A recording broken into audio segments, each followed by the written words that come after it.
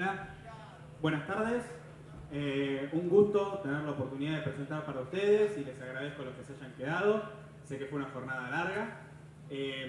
Lo que vamos a tratar un poco en la agenda es, primero, cómo los urbanos ven al agro y en base a la encuesta que les hice a ustedes y a unas encuestas más, cómo ustedes creen que los urbanos los ven a ustedes. Entonces, yo querría empezar con un video que sintetiza un poco todos los prejuicios de los urbanos sobre lo que pasa en el agro.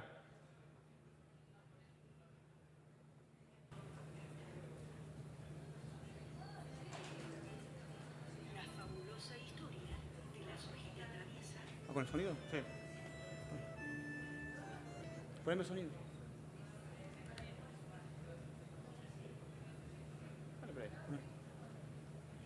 La fabulosa historia de la sojita traviesa.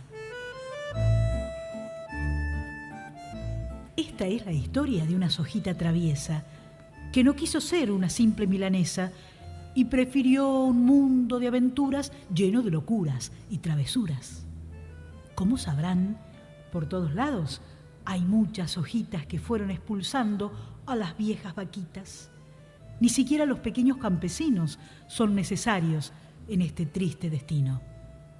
La vida de la soja es simple, monótona y súper aburridota. Son rociadas con insecticidas muy potentes porque fueron modificadas genéticamente. Ante esta situación, la sojita traviesa un día pensó: ¿por qué el monocultivo avanza y destruye los bosques nativos? Con tanto glifosato que andan tirando, hasta los pirinchos se van escapando. ¡Shh!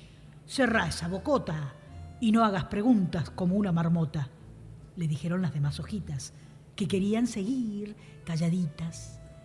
Pero no están cansadas y aburridas de tantas fumigaciones con pesticidas. Nadie piensa en la pobre tierrita que queda agotada y envenenadita. Como nadie le daba bolilla, se fue a charlar con otras semillas.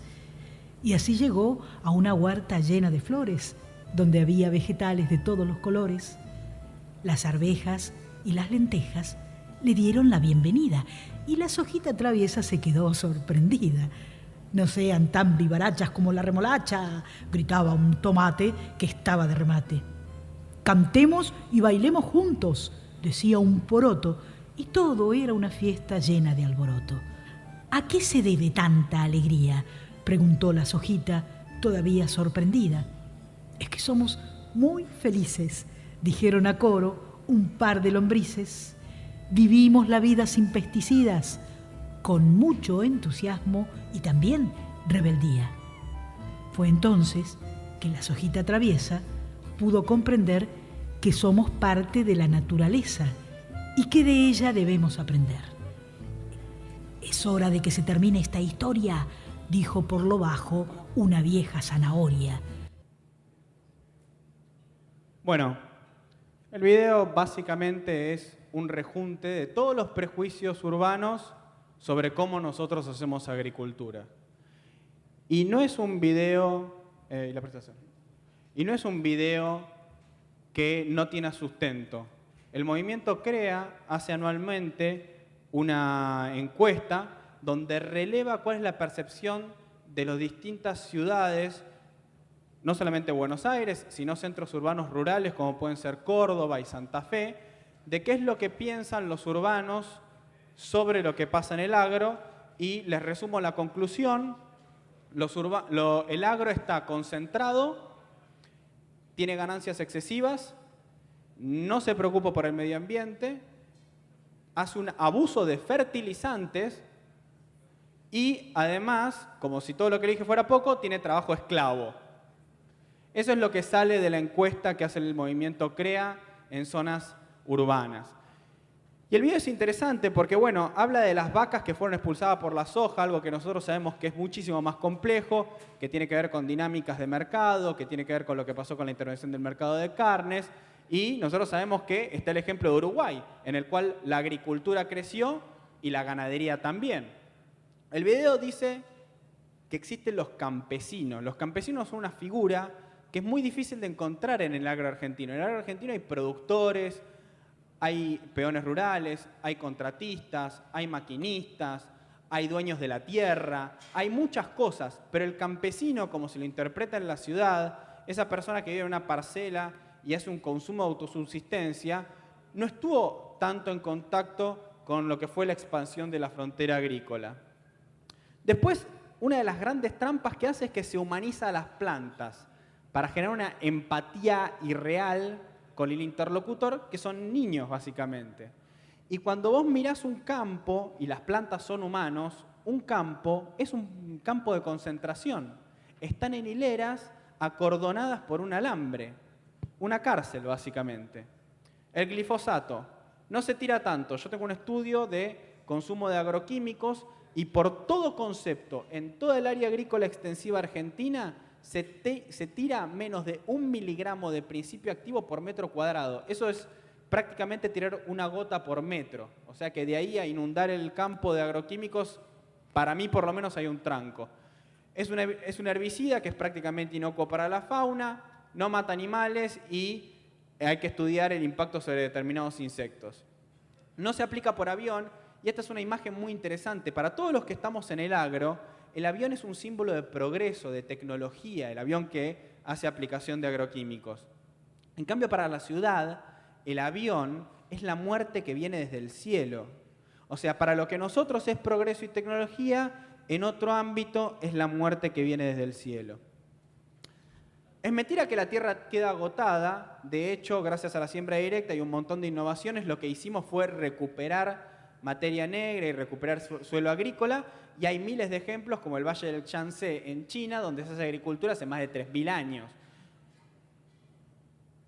Los otros vegetales que están en el video no usan agroquímicos. De hecho, la horticultura, en términos de carga de agroquímico por metro cuadrado, es infinitamente más alta que la agricultura extensiva. Las únicas personas que figuran en el video, ¿quiénes son? Los expulsados con las vacas, el científico que hace cosas raras para hacer semillas y que nadie muy bien entiende qué es, y falta alguien. ¿Quién falta? Hay aviones, hay tractores, hay topadoras. ¿Quién falta? Ustedes faltan. Faltan las personas que hacen la agricultura.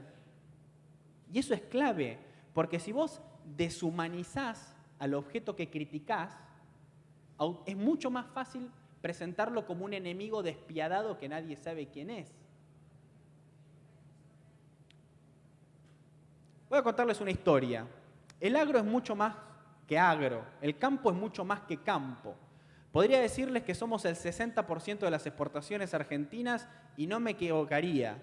Podría decirles que 1 de cada 3 dólares que entra al Banco Central lo hizo el sistema de agronegocios de la soja y no me equivocaría. Podría decirles que 1 de cada 4 empleos en la Argentina está ligado al sistema de agronegocios. Pero prefiero contarles una pequeña historia. Mover la cosecha anual de Argentina requiere de 1.700 millones de dólares. ¿Por qué? Porque son 100 millones de toneladas que demandan más o menos 3 millones de viajes de camión. Esos emplean a 32.000 camioneros que tienen de salario 720 millones de dólares. Los camiones recorren más de 2.000 millones de kilómetros, consumen 295 millones de litros de gasoil. Los camiones además hacen un cambio de juego de ruedas, a 14 ruedas por camión, equivale a 319.000 ruedas. En Argentina los camiones granarios se gastan 300 millones de dólares en cambio de ruedas. Y otro dato interesante es que ustedes, yo no sé si sabían, el camionero come y duerme. Es una cosa fantástica. Entonces, como el camionero come y duerme, el camionero cobra viáticos. Y los viáticos son muy interesantes porque hacen que se derrame eso en los cientos de miles de kilómetros de rutas argentinas. Entonces, hay 110 millones de dólares que se gastan por año en sándwiches de milanesa, guiso con ravioles con estofado, ensalada mixta, algún vinito, etcétera, etcétera. Entonces, cuando uno suma lo que se gasta, más peaje, etcétera, etcétera, etcétera, llega a que para mover la cosecha total argentina de los campos a los puertos, a los acopios, a los molinos, nos gastamos lo mismo que es lo que exporta todo el complejo siderúrgico argentino en un año. O sea, toda la siderurgia que exporta Argentina en un año es lo mismo que ustedes, los chacareros, se gastan en mover la cosecha de su campo al pueblo. También podría contarles que ustedes pagaron en los últimos 12 años 80.000 millones de dólares de retenciones. Y que la provincia de Buenos Aires tiene 4.800 kilómetros de ruta. Solamente el 10% de esas rutas están en autopista. O sea que a costo de $1 millón replicar la ruta al lado de la existente, podríamos haber puesto en autopista cada kilómetro de la provincia de Buenos Aires por 4.800 millones de dólares. Por 4.800 millones de dólares. Que es menos del 6% de lo que se cobraron por retenciones. O sea que cuando a un sistema productivo uno le saca recursos y no los reinvierte, pierde competitividad. Y cuando llueve y se inunda y no hay caminos rurales que puedan aguantar las 80 millones de toneladas de la cosecha de verano, es porque alguien no invirtió. ¿Cómo somos los interesados por el campo? Bueno, en general somos hombres. El 84% de ustedes a la mañana eran hombres. El 80% de ustedes es católico, el 15% no cree en nada y hay algún protestante perdido por ahí. El 60% de los que vinieron a este seminario vive en ciudades de menos de 40.000 habitantes. Y casi el 80% de ustedes es ingeniero agrónomo o afines. Y el 92% de ustedes es universitario. Les voy a contar cómo es la sociedad argentina. Para empezar, la sociedad argentina es mitad y mitad. Hay mitad mujeres y mitad hombres. Es sensacional ese hecho. Lo otro que es muy interesante es que más del 80% de los argentinos viven en ciudades de más de 500.000 habitantes. O sea que el tipo sale de su casa, abre la puerta y lo que se encuentra no tiene nada que ver con lo que se encuentran ustedes. Y menos del 10% de los argentinos tiene título universitario. Entonces, esto es una ventaja y una desventaja a la vez. Es una ventaja porque cuando hay mucha homogeneidad en un grupo social, se generan códigos de comunicación que hacen mucho más fácil la interpretación de lo que se está hablando. Ahora es una desventaja porque ponerse en los zapatos del otro es tremendamente complejo. Si somos todos hombres, ingenieros agrónomos y vivimos en pueblos de menos de 40.000 habitantes, es muy difícil que entendamos qué le pasa a una chica de Palermo cuando ve un avión pulverizador en Buenos Aires. Para ella es otra cosa. Entonces yo les pregunté a ustedes qué era lo que ustedes creían que esos urbanos opinaban de ustedes. Y básicamente ustedes están de acuerdo con lo que opina la sociedad. Ustedes ven que la sociedad cree que tiene un aporte positivo en lo económico, que tiene un aporte negativo en lo que es la generación de empleo y que decididamente tiene un aporte negativo en el cuidado del medio ambiente. Y esto es clave y es la mitad de la batalla ganada. Ustedes ya tienen claro qué es lo que piensa la sociedad urbana de ustedes, que generen guita, que generan divisa, pero creen que ustedes no generan empleo, a pesar de que yo les dije que uno de cada 5 empleos los generan ustedes. Y bueno, lo del medio ambiente no lo vamos a tratar. Evidentemente, la revolución de la siembra directa y todas las cosas que estamos discutiendo acá a lo largo de todo el día muestra que ustedes tienen interés en mejorar el medio ambiente. Los activos colectivos, los acuerdos que valen. Y esto es clave. ¿Qué es un activo colectivo? Es un activo que su valor se puede mensurar y se construye entre todos. Y si uno lo rompe el valor del activo colectivo para todos, y está el caso de la aftosa. El ganado sin caravana accede a un determinado tipo de mercados, que a mí me gusta calificar como mercados pedorros. ¿Y qué es un mercado pedorro? Es un mercado que te paga muy poco por tu producto y que encima te paga mal. Por ejemplo, llegás con tu container con carne, se lo das, lo agarra y te dice... Entonces, esos mercados no son mercados atractivos. Entonces, ¿qué hicimos nosotros como sociedad? Dijimos, basta de aftosa. Entonces, ganado con caravana, libre de aftosa. Y accedimos a una serie de nuevos mercados. Pero hay mercados mucho más atractivos, que son los mercados que compran box beef con marca país. Y eso que ven ahí es Chile Beef, y eso que ven ahí abajo es la recomendación de cómo lo tenés que cocinar. ¿Saben cómo es la carne chilena? Fea.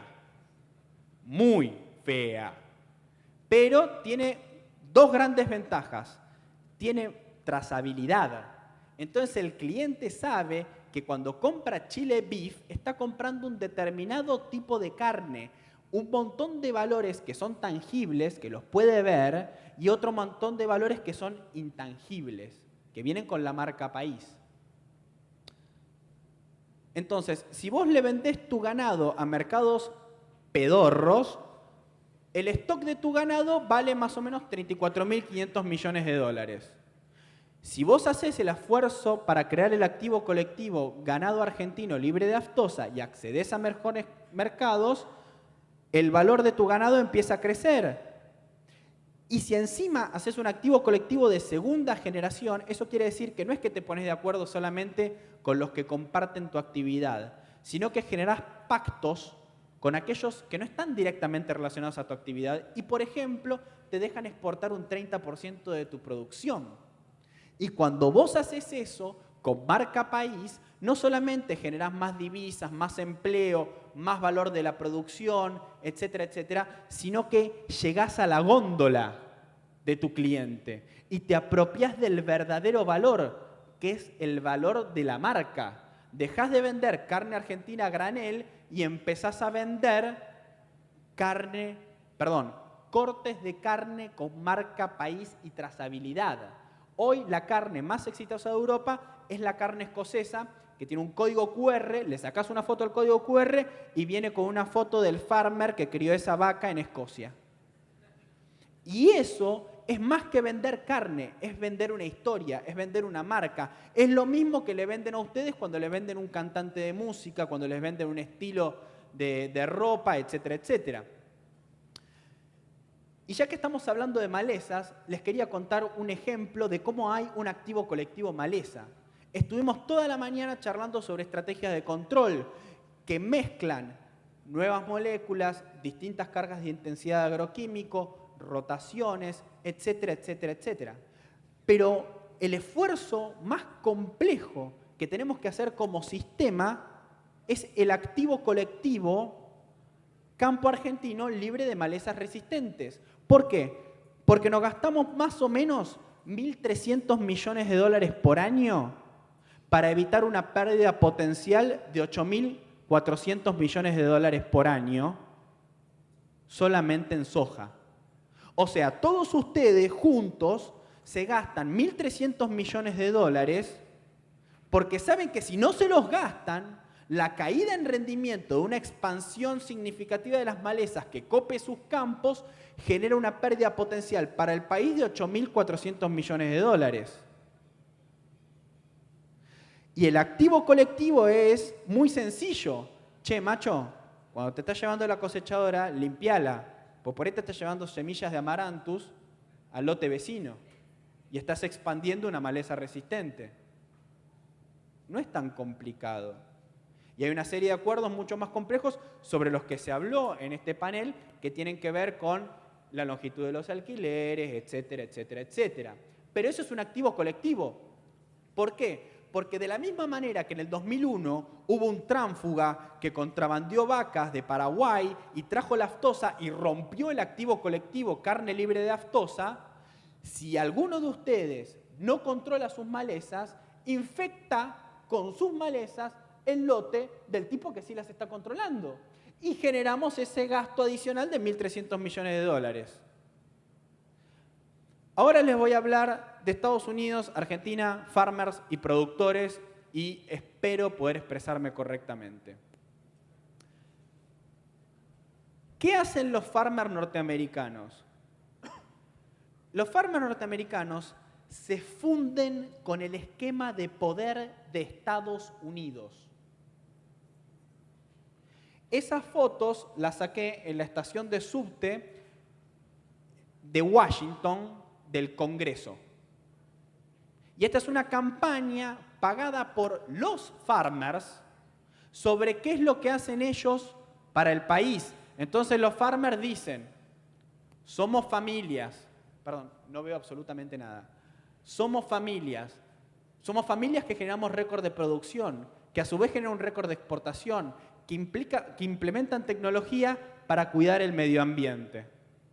Es un mensaje muy claro que no está en cualquier estación de subte. Está en la estación de subte del centro de poder de Estados Unidos. Por eso, ustedes tienen retenciones del 35% y ellos tienen subsidios.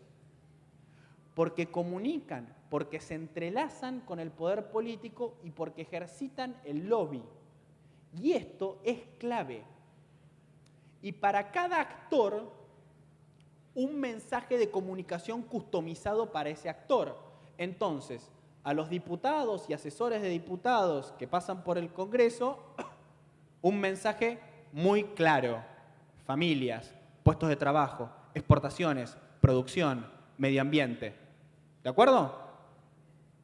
Para la gente, un mensaje que habla desde el sentimiento. Entonces ellos, en el 2015, organizaron la campaña Plant 15, Siembra 15. Y cada uno mostraba cómo ellos hacían la siembra. Entonces, esta es una de las mejores fotos, que es una mamá muy orgullosa contando que su hijo va por primera vez a sembrar con su padre.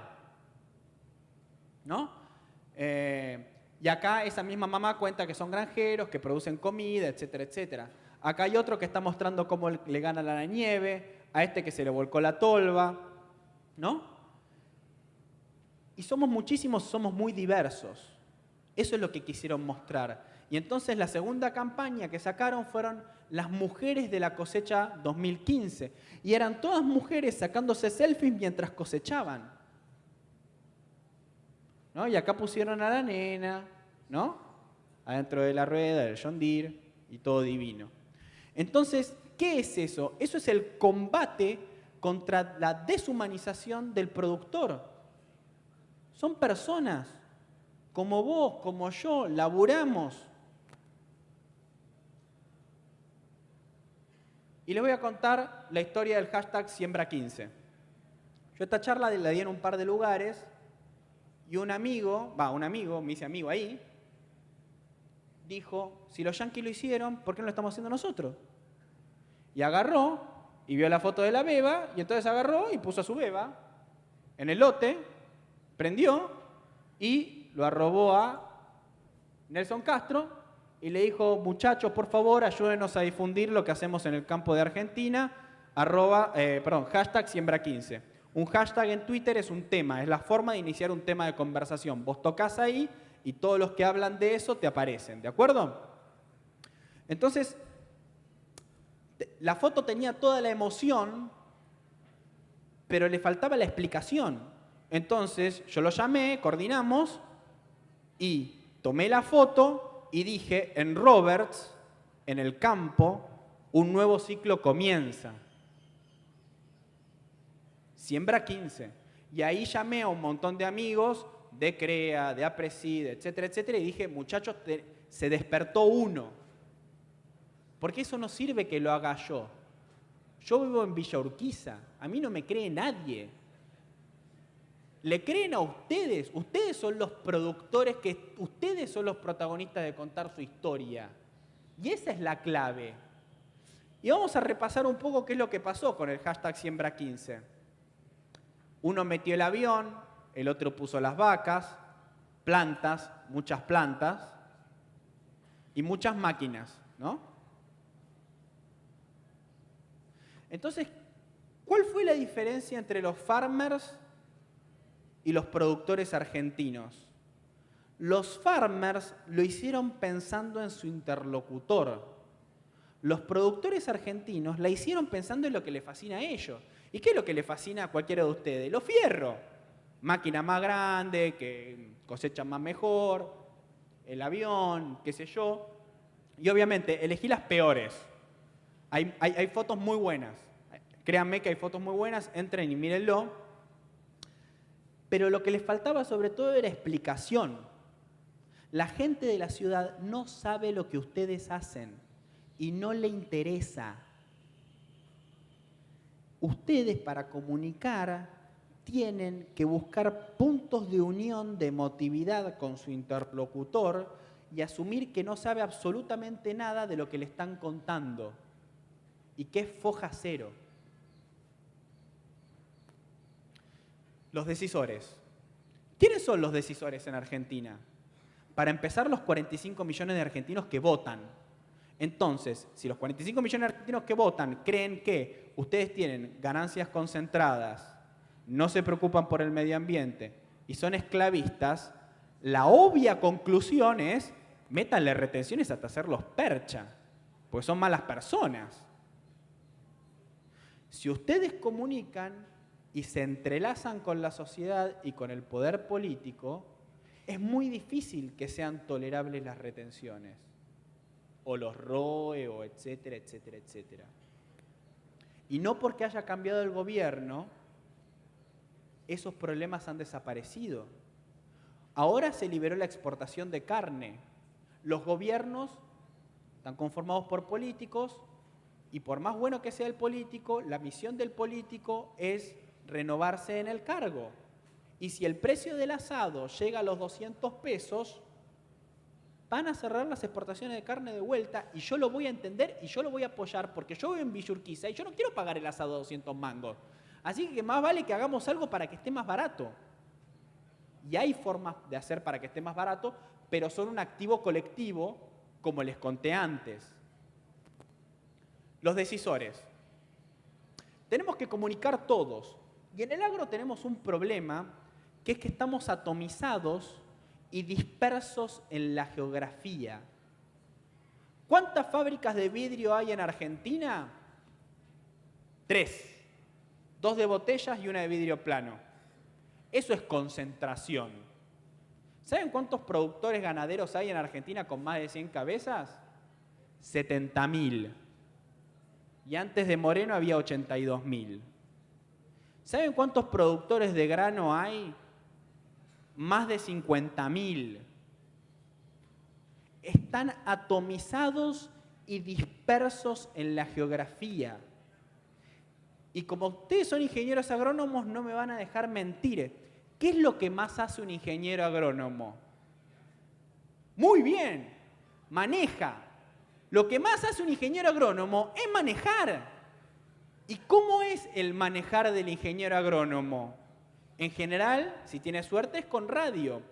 Pero es la soledad. La soledad y el pensamiento. El pensamiento hace 2 años era: Cristina me cagó, el banco me va a cagar, el contratista me está por cagar, el acopio seguro ya me cagó varias veces. Y ese diálogo interno se repite por kilómetros y kilómetros y kilómetros. Y de golpe el ingeniero agrónomo llega a su lugar de trabajo. ¿Y qué hay?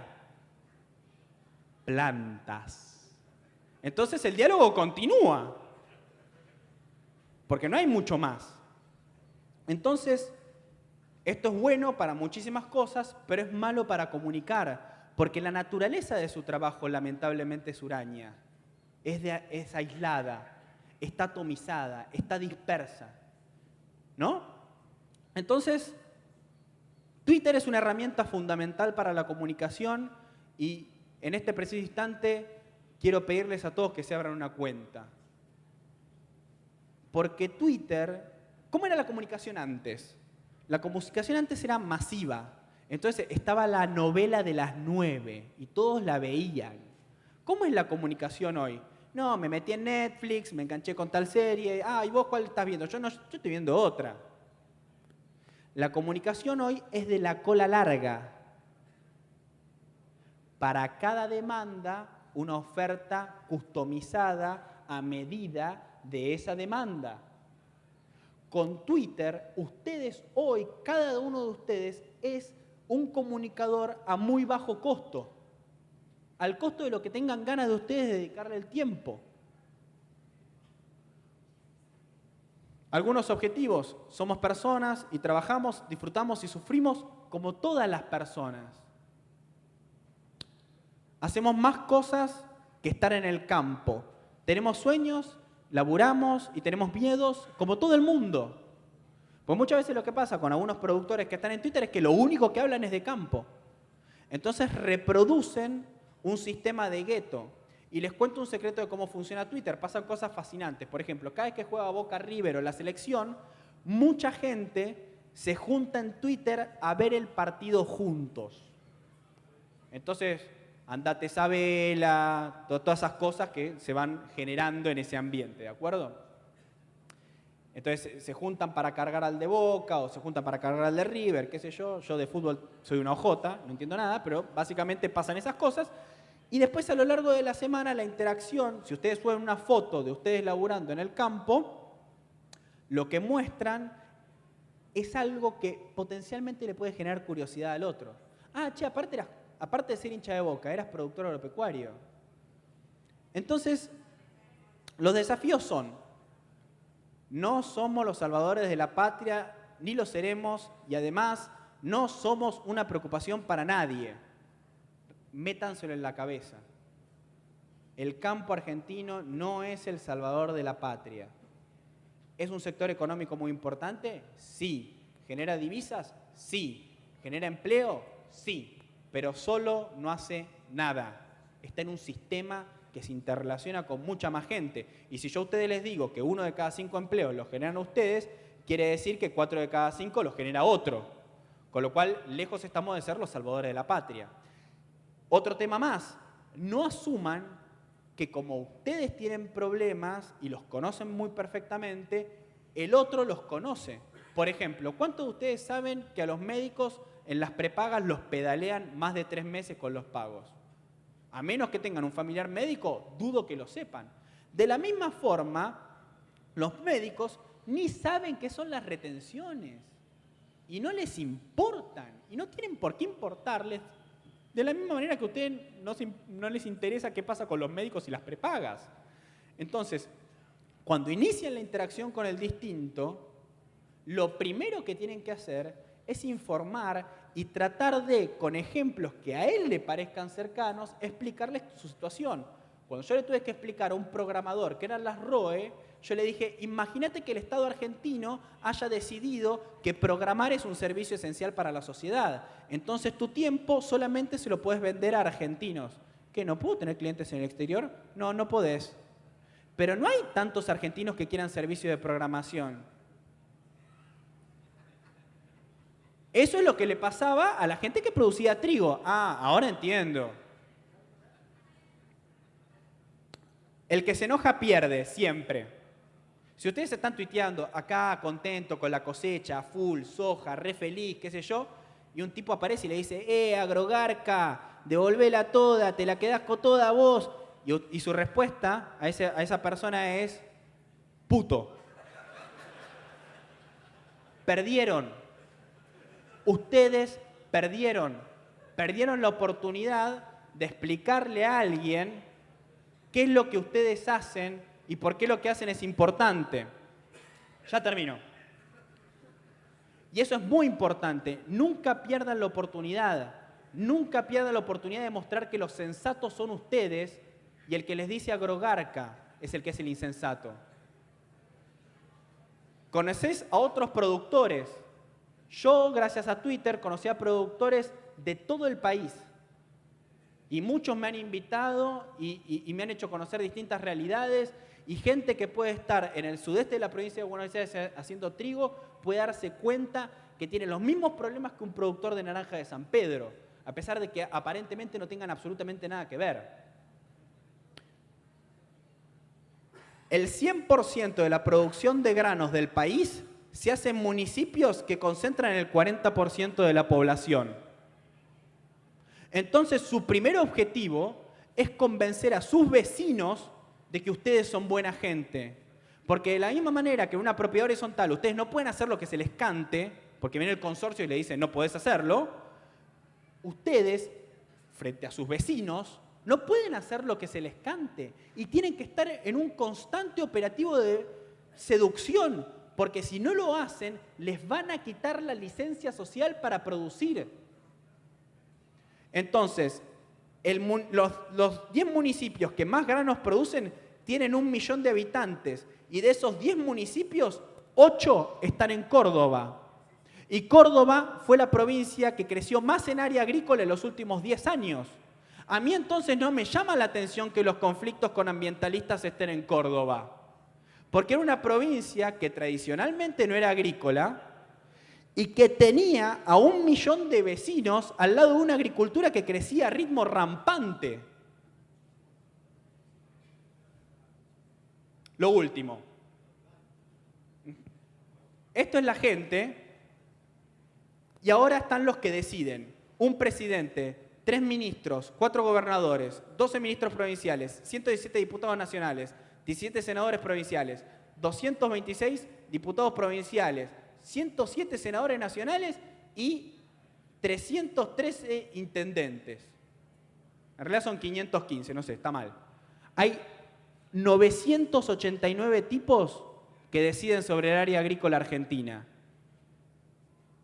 Y ustedes no saben ni cómo se llaman, ni cuántos son, ni nada. Y eso es clave, porque no solamente tienen que explicar a la sociedad quiénes son y qué es lo que hacen, sino que aparte, con un mensaje distinto y especial, tienen que explicarle a estos 900 tipos que deciden sobre el 80% del área agrícola argentina todo lo que ustedes hacen, porque si no, cuando haya que decidir sobre retenciones, sobre áreas de buffer para pulverizar, etcétera, etcétera, etcétera, no los van a tener en cuenta porque no van a entender nada. Muchísimas gracias. Disculpen que me excedí de tiempo.